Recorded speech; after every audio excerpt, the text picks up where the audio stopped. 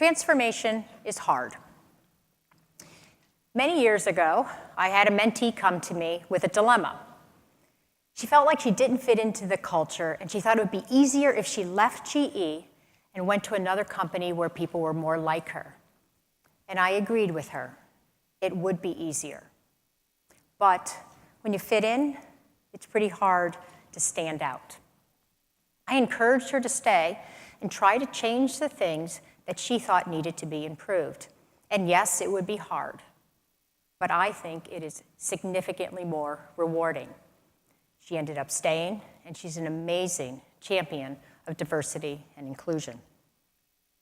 Everybody in this audience wants to figure out how and what kind of mark they will make on this world. And we don't know that quite yet.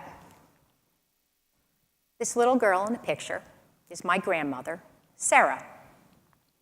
100 years ago, when she was 9, she was walking around the neighborhood collecting signatures for the 19th Amendment to the US Constitution, which would give women the right to vote. Her mother sent a child because she knew that grown women were being assaulted. The amendment was eventually ratified in 1920, with the last state to ratify in 1984. But my grandmother went on to live to be 102, and she was active, vocal, and involved well into her 90s. Now, the path to this amendment started in organized fashion in around the 1840s. So that means the original leaders of the suffragettes never got to live to see the results of their work. I'm really inspired by the people that have the tenacity to spend a lifetime fighting for something that they'll never see. You know, they faced significantly more serious setbacks than my worst day at work. And this happens with technical things as well, of course. Sometimes the market isn't ready, or sometimes there aren't the surrounding technologies.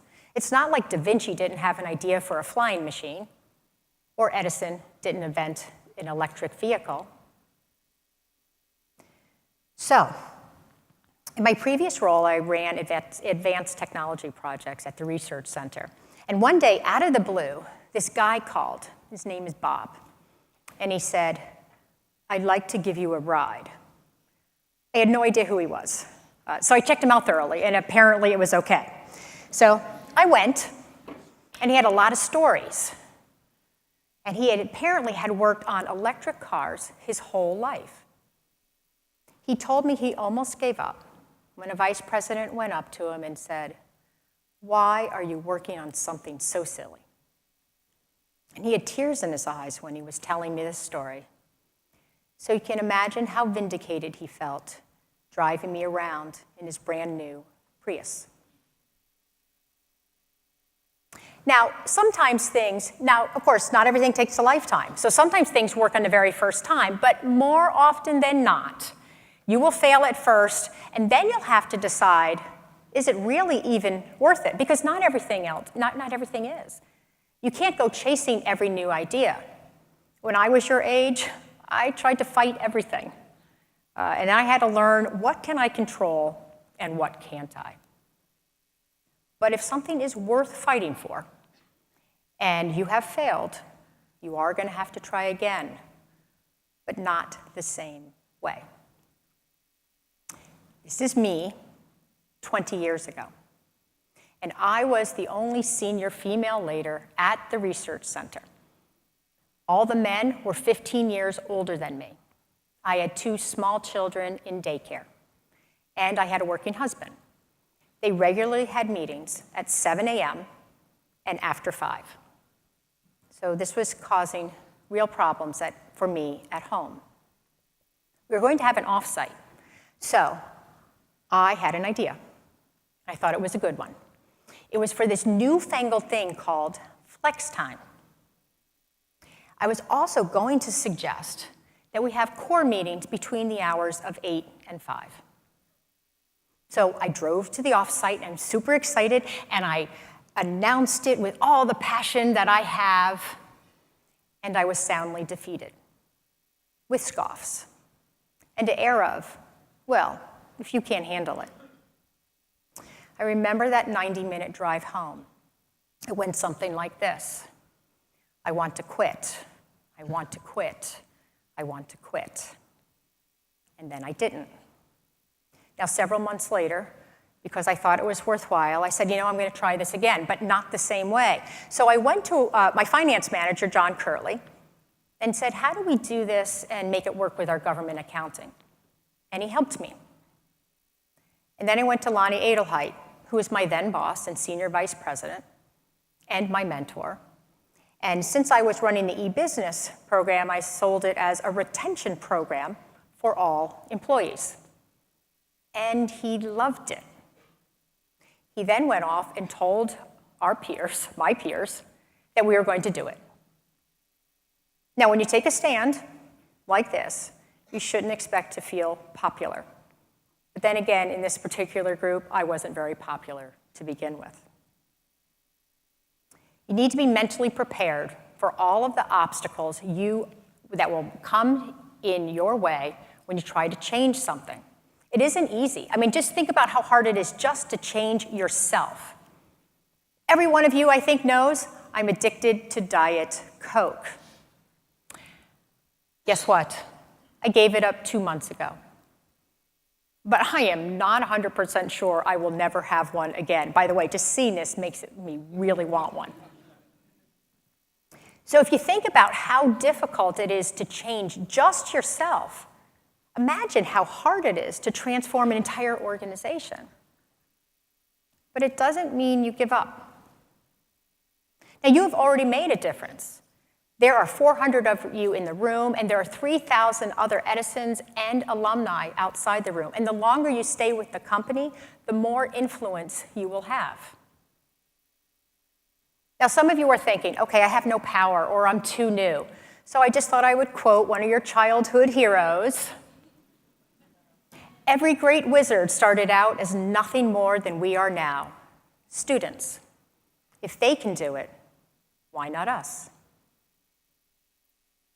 Again, 15 years ago, there was a young woman sitting in my office in a blue beanbag chair. Yes, we really were that cool. And she was talking to me about her brand new leadership role.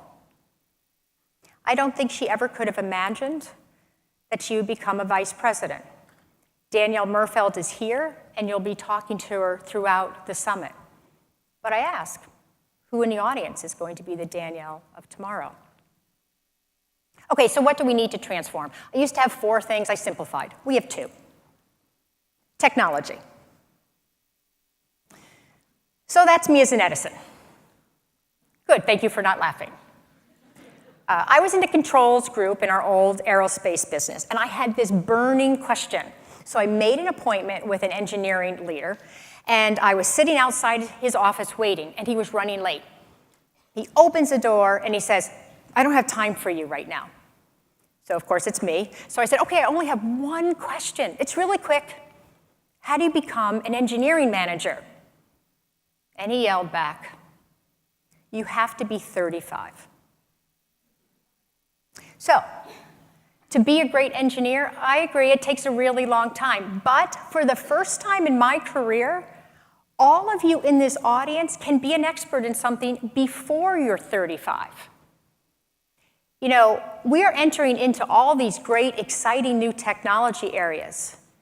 That's what you need to grab. I don't think there's ever been a more exciting time to be a new engineer in this company. And you can move faster and farther than ever before. And you will see some of that tomorrow in our amazing talks. And of course, there's our culture. You will hear from Stephen and Daniel tomorrow about our Be This campaign, but I am immensely proud of what we have accomplished so far in engineering, and incredibly proud that it's now spreading to other functions. But there is one other big part we need to do, and we do need to embrace diversity like we never have before. And by that, I mean inner and outer diversity. We are all different. What we look like on the outside certainly affects how we turn out on the inside, and we are shaped by so many things. What we see on the outside is a small fraction of who we are at our core, and we need to have more creative and constructive conflict and debate while still being supportive. My manager, Michael, and I, different and have debate, but I feel great when I walk out of the office because I know he listens. Now, building a different culture is going to be tough because fundamentally, the engineering culture started in the late 1800s and early 1900s. And these cultures worked, and they built amazing, life-changing things. So it's easy to see why people don't want to change. It worked. And certainly, if we hire people that are similar to us and have all the similar backgrounds, it is way easier. So, over time, you can be assimilated into the existing culture, which means that you change and we don't. Now, interestingly enough, this is something we don't do in our personal lives. Psychologists will say that we hire people who are similar, but we marry people who are our opposites. And our survival instincts are strong. As parents, we actually want to bring the best out of all of us, or both of us, to make a better child. So for example, I might want my daughter to have my math skills and his athletic skills and my nose and his eyes. We subconsciously build the next generation through differences. I think we need to do this in business. And it's hard. Because anyone that's lived with someone for 30 years know how hard it is when somebody is different. But if it works, it's incredibly rewarding. We need to do the same thing at work to build the next generation of our products and services. Now, I understand 4 worlds. I understand a middle-class, well-educated, upstate New York town. I know what it's like to be a poor student going to a mostly male engineering school. I grew up on a homogeneous, struggling farm town, and my earliest years were spent in an integrated city in the 60s, which means there are an infinite number of things I don't understand. As Vic Abate, our CTO, would say, you have to look like the world to serve the world. So we have a lot of work to do and big things to accomplish, and I didn't want you to think it was going to be easy. It can be long and tiring and emotionally draining and so worthwhile. It takes a lot to change the world. So I want to leave you with, of all things, a definition. Grit, a distinct combination of passion, resilience, determination, and focus that allows a person to maintain the discipline and optimism to persevere in their goals, even in the face of discomfort, rejection, and a lack of visible progress for years or even decades.